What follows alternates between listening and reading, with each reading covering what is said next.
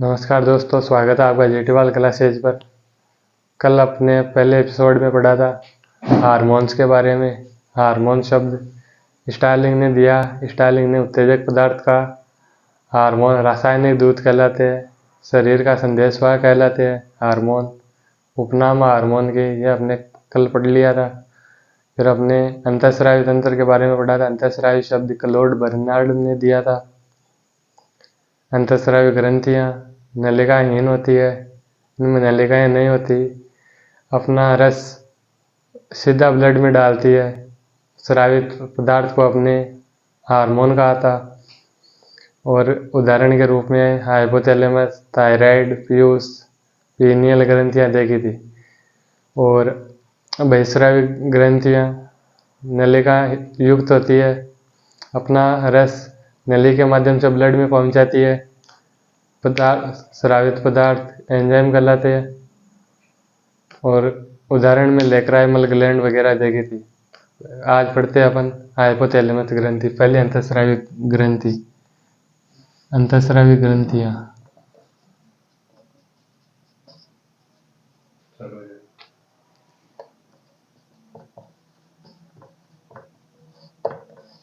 अंतःस्रावी ग्रंथि में आज हम पढ़ रहे हाइपोथैलेमस।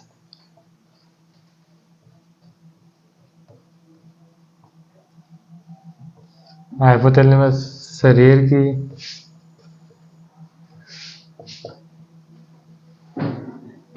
हेडमास्टर ग्रंथि, वेरी मोस्ट इम्पोर्टेंट क्वेश्चन है, बार बार एग्जाम्स में आता रहता है। शरीर की हेडमास्टर ग्रंथि हाइपोथैलेमस ग्रंथि। मस्तिष्क के डायएन्सिफेलॉन भाग, मस्तिष्क के डायएन्सिफेलॉन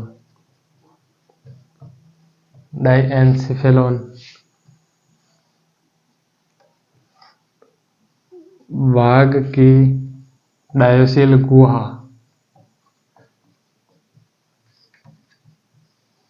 डायएन्सिफेलॉन भाग की डायोसिल गुहा में उपस्थित होती है। डायोसिल गुहा में उपस्थित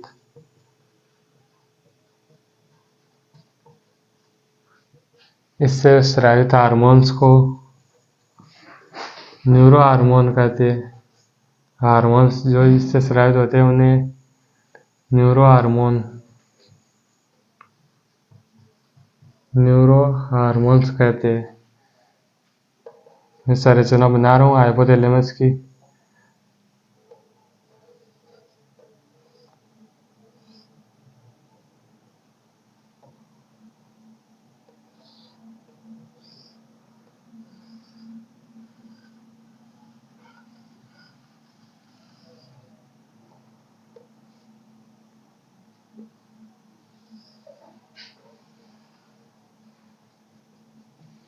कुछ इस तरह से होती है हाइपोथैलेमस ग्रंथि अपनी।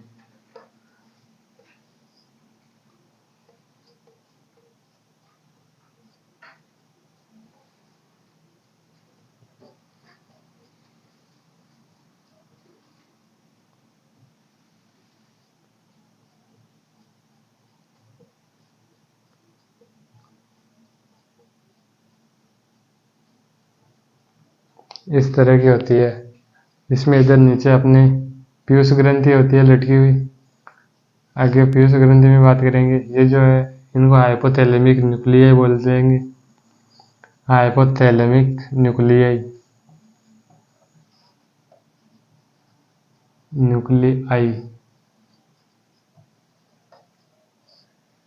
कुछ इस तरह की होती है अपने हाइपोथैलेमस की संरचना। हाइपोथैलेमस की संरचना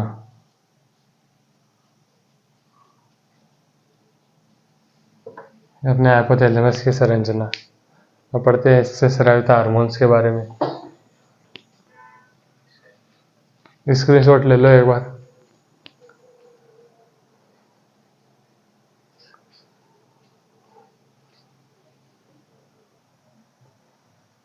स्क्रीनशॉट ले लिया तो आगे बात करें। आगे अपन हाइपोथैलेमस से स्रावित हार्मोन्स के बारे में जानकारी लेते हैं।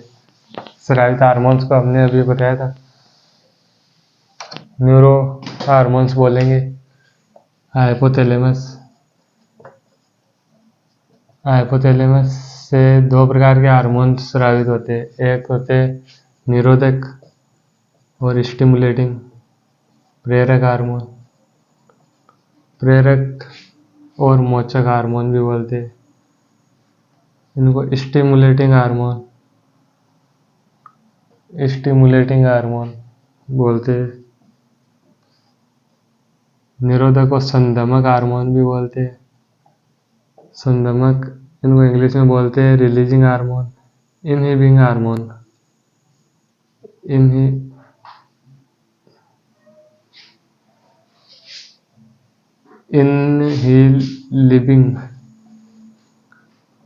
इनहिबिंग हार्मोन। अब देखो इधर प्रेरक हार्मोन,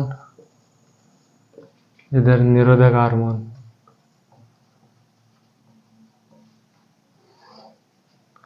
प्रेरक हार्मोन देखो पहले वृद्धि hormone,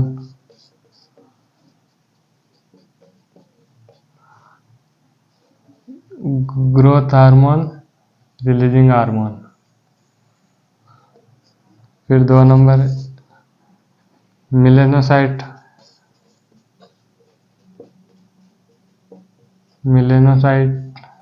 hormone, melanocyte stimulating hormone. 3 number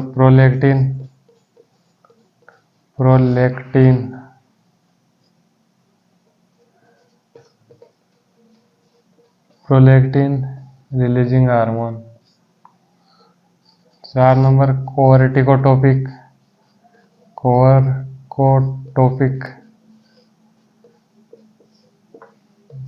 CRH hormone. ल्यूटिलाइजिंग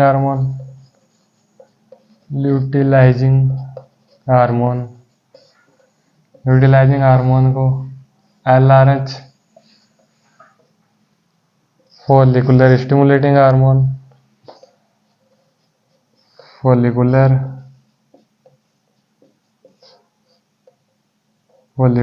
stimulating hormone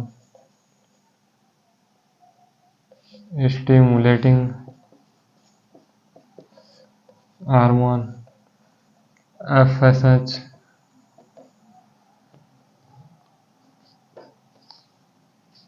7 number thyroid stimulating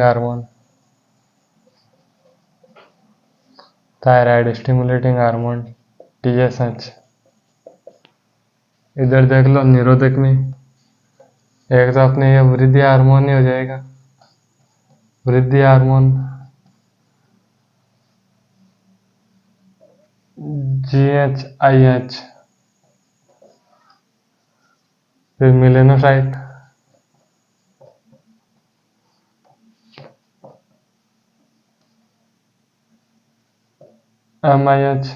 MSIH।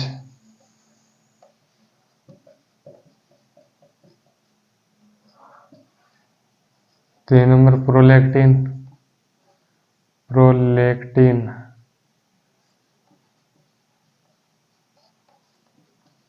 PIH, prolactin enabling hormone.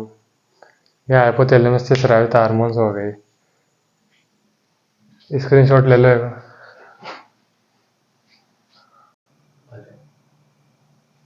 Screenshot ले लिया और आगे बढ़ते। ये अपने हाइपोथैलेमस कंप्लीट हो गई। हाइपोथैलेमस हेडमास्टर ग्रंथि, स्रावित हार्मोन अपने न्यूरो हार्मोन्स कहलाएंगे। आगे अपन पढ़ते हैं पीयूष ग्रंथि। 2 नंबर पीयूष ग्रंथि।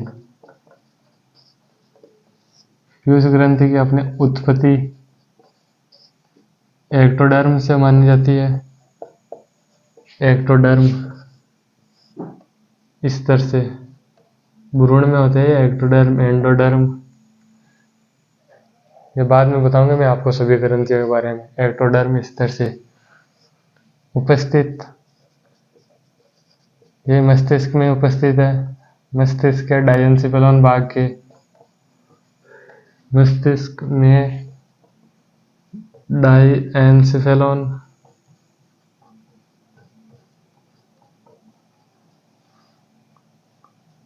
भाग के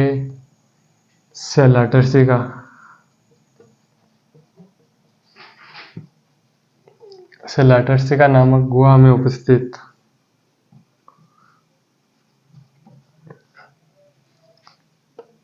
हाइपोथैलेमस से एक वृंत से जुड़ी हुई होती है। ये हाइपोथैलेमस से एक वृंत, मारवाड़ी में आकुड़िया बोलते हैं जिसको, वृंत से जुड़ी हुई होती है ये। इसी कारण इसे हाइपोसिस ग्रंथि भी कहते हैं। उपनाम में देख लो इसे हाइपोसिस ग्रंथि, हाइपोसिस ग्रंथि, मास्टर ग्रंथि। मास्टर ग्रंथि क्यों कहते हैं? क्योंकि इस पर हाइपोथैलेमस का नियंत्रण होता है। हाइपोथैलेमस का नियंत्रण फ्यूज ग्रंथि पर होता है, इसलिए इसे मास्टर ग्रंथि भी कहा जाता है। यह गुलाबी रंग की होती है। आकार इस वजन 0.5 ग्राम, रंग गुलाबी रंग,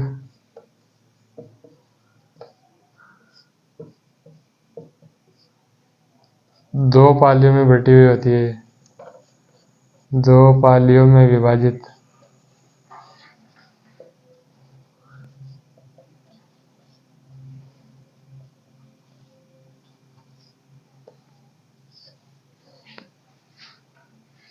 अग्रपाली और पश्चपाली।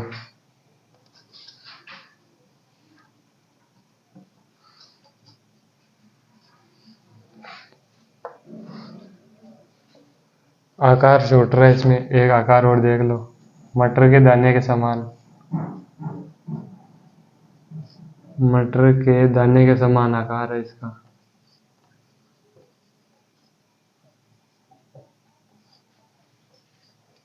स्क्रीनशॉट ले लो एक बार। ले लिया होगा स्क्रीनशॉट। पीयूष ग्रंथि के बारे में आज हमने पढ़ा। उत्पत्ति एक्टोडर्म स्तर से होती है। उपस्थित यह मस्तिष्क के डायनसेफेलॉन भाग के सेलाटर्सिका गुहा में उपस्थित। आकार मटर के दाने के समान, वजन 0.5 ग्राम, और ये रंग गुलाबी रंग की होती है। हाइपोथैलेमस में एक वृंत से जुड़ी होती है, इसके कारण इसे हाइपोसिस ग्रंथि भी कहते हैं। उपनाम में इसका दूसरा हो जाएगा मास्टर ग्रंथि। हाइपोथैलेमस का नियंत्रण होता है इसलिए। और दो पालियों में विभाजित, अग्रपाली पश्चपाली। इससे स्रावित हार्मोन अपन पार्ट 3 में देखेंगे। धन्यवाद।